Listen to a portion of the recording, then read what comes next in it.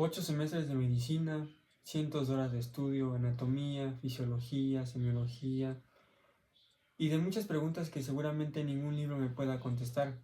Y es justamente por esto que hoy les quiero platicar de algo que no va a venir en mis exámenes, pero que sí va a definir el tipo de médico que voy a ser. Mi nombre es Jersey Gaciel Pérez Mancilla, estudiante de medicina en la Universidad de Anáhuac, de octavo semestre, y hoy me van a acompañar a responder algunas preguntas de bioética. Y bueno, para comenzar, la primera pregunta dice: ¿qué significaría para ti vivir la bioética náhuatl en el internado de pregrado? Para mí, significa esto entrar a una habitación y no solo ver un diagnóstico sobre una cama, sino ver a un paciente con historia, con familia, pero sobre todo con dignidad. También significa aplicar los principios bioéticos que he aprendido a lo largo de mi carrera, no solo como un checklist, sino más bien como un compromiso que yo tenga hacia el paciente para verlo siempre como un fin y no como un medio. Esto también me puede ayudar en la toma de decisiones, buscando que siempre sean correctamente éticas y que pueda tomar las mejores decisiones bajo presión, en las guardias o incluso cuando nadie me esté evaluando. Muy bien, ahora la siguiente pregunta nos dice: ¿qué aspectos de la bioética crees que vale la pena cambiar, reformular o modificar? En general creo que la universidad nos dio muy buenas bases filosóficas que sin duda alguna nos van a ayudar en el internado. Yo abordaría quizá eh, incorporar más casos clínicos reales y dilemas éticos actuales. Esto pensando en el uso de inteligencia artificial para la toma de decisiones médicas y el acceso inequitativo que actualmente existe en el país, ¿no? Esto para darle un escenario más realista al contenido que nosotros veamos en la clase, porque siento que a veces el enfoque es un tanto utópico y puede sesgarnos de cierta manera. Ahora, la pregunta 3 nos dice: ¿cómo ha cambiado tu forma de ver al paciente y su dignidad desde que cursaste esta materia? Bueno, yo creo que inconscientemente al principio veía al paciente como un caso clínico bastante interesante, siempre con respeto, pero sí existía esta barrera, ¿no? Y desde que yo empecé a ver todo este tipo de cosas, estas cuestiones bioéticas, mi perspectiva ha cambiado. Ahora veo que llega una persona vulnerada, con miedo, y me confía lo más valioso que tiene, ¿no? Que es su cuerpo, para que yo la pueda ayudar. También la bioética me enseñó que escuchar y siempre procurar la dignidad de mis pacientes no es un acto de respeto voluntario, sino es una base sólida que debo de tener para ser un buen médico. La pregunta 4 nos dice: ¿qué dilema bioético te ha hecho pensar más profundamente sobre tu vocación médica?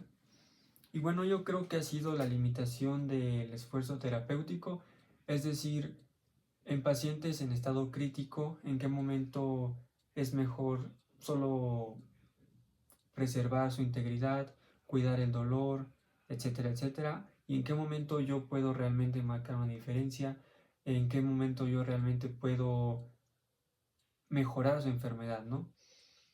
Creo que en estos momentos es donde más voy a pensar y donde voy a tener que regresar a los principios bióticos que he estado aprendiendo para así asegurarme de tomar la mejor decisión. La pregunta 5 dice: ¿qué decisiones clínicas tomarías distinto por tu formación en bioética? Principalmente dos: el consentimiento informado y la confidencialidad intrahospitalaria. Primero, para el consentimiento informado, no solo lo vería como un papel, como un trámite que tengo que hacer como interno, sino como un respeto, como un cuidado a la dignidad del paciente para explicarle con detalle qué es lo que vamos a hacer con su cuerpo y con esta persona, ¿no? Al final. Y la confidencialidad, porque se ha normalizado, creo yo, que se hable de los pacientes en quirófano, en los pasillos, cuando el paciente deja el consultorio. Y creo que es un respeto que, aunque el paciente no esté presente, siempre debemos de conservar. Para la pregunta 6 nos dice: ¿qué valor o principio consideras el más desafiante de vivir en la práctica médica hoy? Yo pienso que la dignidad, y no porque no la comprenda o no la comprendamos, no esté bien definida, sino más bien por las limitaciones que el sistema de salud en México nos da, ¿no?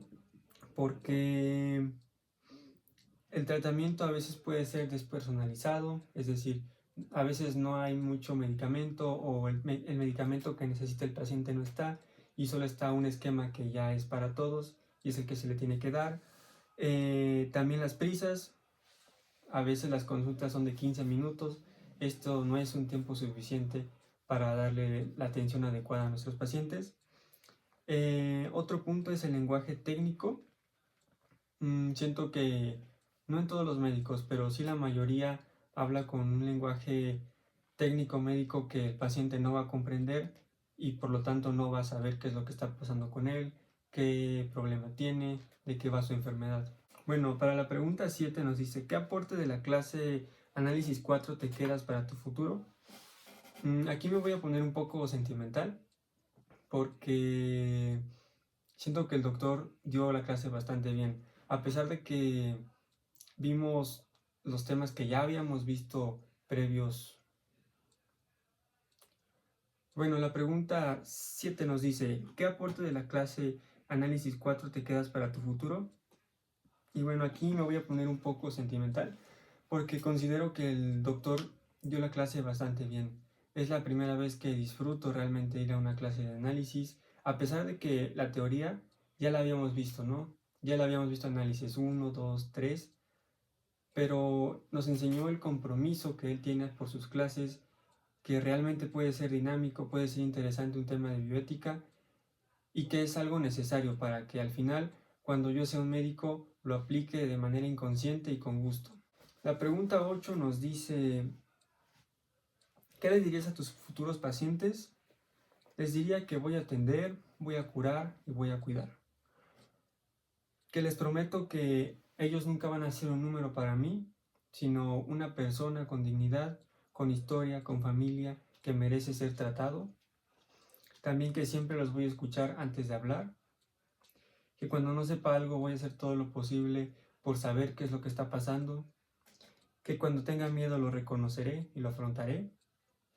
Y sobre todo que detrás de cada expediente que me confíen, también hay una vida que se me está confiando y tengo que tratarla como tal, con respeto, con dignidad, con amor y con compromiso.